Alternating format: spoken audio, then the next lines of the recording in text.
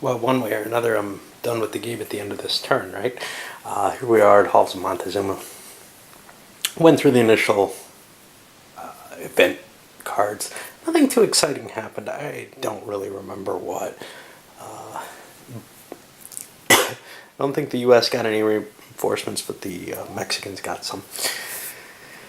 A little bit of jockeying around, including Kearney taking replacement points and then grabbing some territory with a card. One of the larger things, some of the raids ended up cutting off Arista again, but he's had an infantry move up into place, taking an effect from the heat turn to help secure his supply lines against those raiders. Pillow attacked Leon and was defeated in a battle. This is the first time I've used the Mexican guerrillas out of the box. Now they ended up taking a casualty during the battle. I am not sure I'm doing this right, but I counted their strength, and it's not. I think they do. They also cut the Americans out of supply, though, which was kind of valuable and definitely helped win that battle. What about political will for that? Well, the Mexicans had an army. It was a large enough force, so political will goes up. I actually missed a political will point at the beginning of the turn. What was that for? Mexicans got another one that I don't remember what it was for. Anyway, it was something I should have noted last turn, so they should have been at 2 at the beginning. Anyway, onward. U.S. is trying to conserve its cards, get some advantage, maybe wear the Mexicans down to where they don't have cards left, so that the U.S. can kind of be a little bit bolder and grab territories. Right now, though, they're not doing too hot this turn, and if they cannot take this and cannot force the government to collapse, if they can't drop this down to 0 and cannot force the government to collapse, because either one of them will win them the game. So if they can't do both, they're going to lose. And the victory over Pillow, that mighty commander that he is, well, he's actually pretty good in this, kind of signals something bad and dangerous for the U.S. at this point. They thought they had it sealed up, but now they're struggling again. It's a game that can swing kind of heavily, especially if you take risks.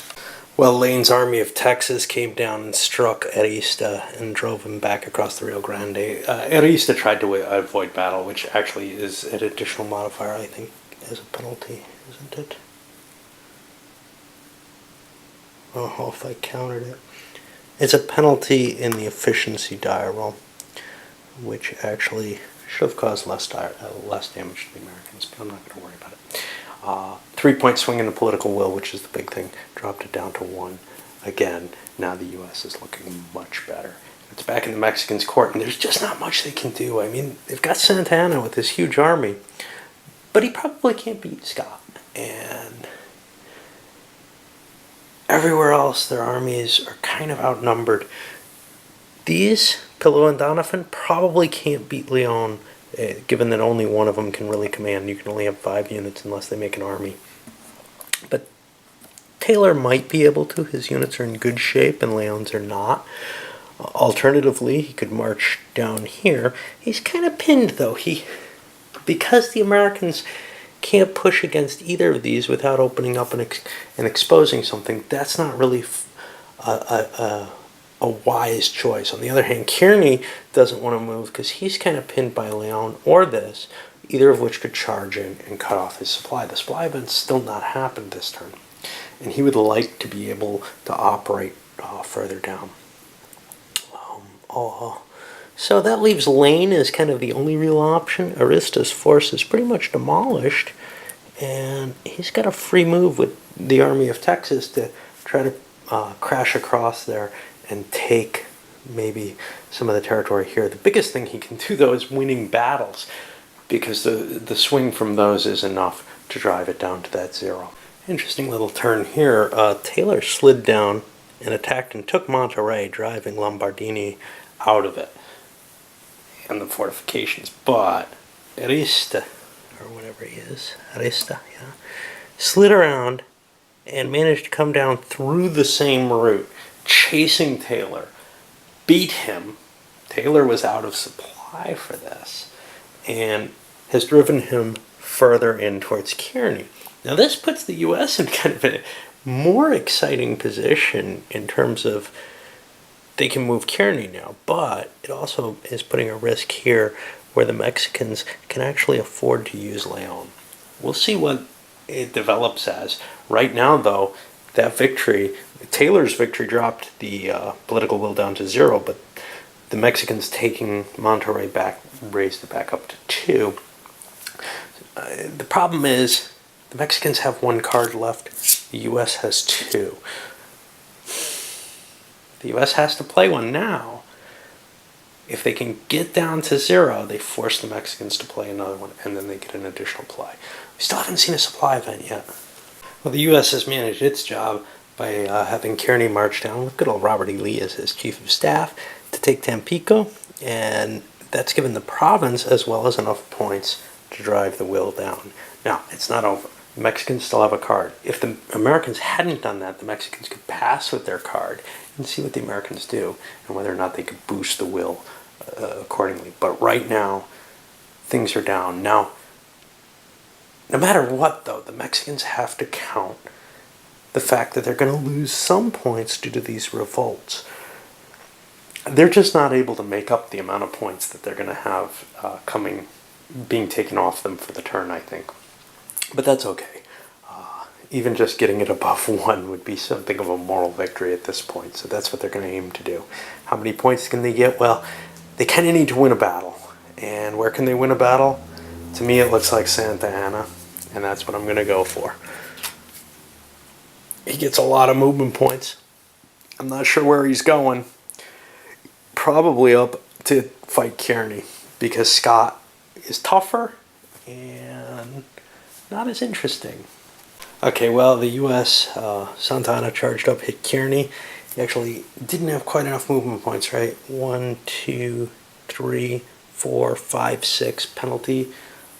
No, he had 7. I cheated slightly. Let's see what that would have been.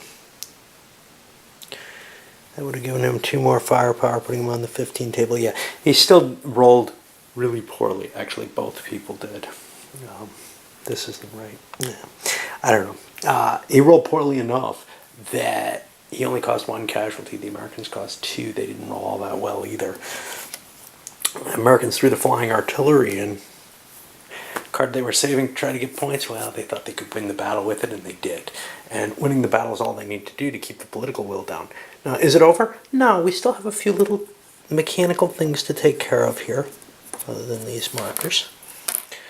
The regular end of turn stuff. The turn's going to end at the end of this, but there are still some issues. Like, did the Mexican government collapse? Does it matter? Not terribly. How many states are in revolt? 6. 1 is controlled by the U.S. now. We finally got one over there. Unstable government, 7, 8. Blockade brings it to 13. And how many cities do the U.S. have? Sounds like it's about plus 15.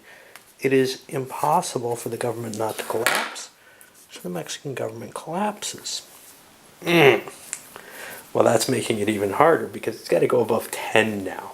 There's also a 5-point penalty to the will. Whether or not that carries over to the next step in the calculation, I don't know. But that next step is if the act of revolt spread. Let's take a look at what the points are going to be if they don't spread, right? It's 1 per every 2, and right now there's 6. So it's going to be 3 penalty points there. I don't see anything going in Mexico's favor. So no matter what happens, the Mexicans are surrendering here. And they're giving, a fair amount of victory, I would guess.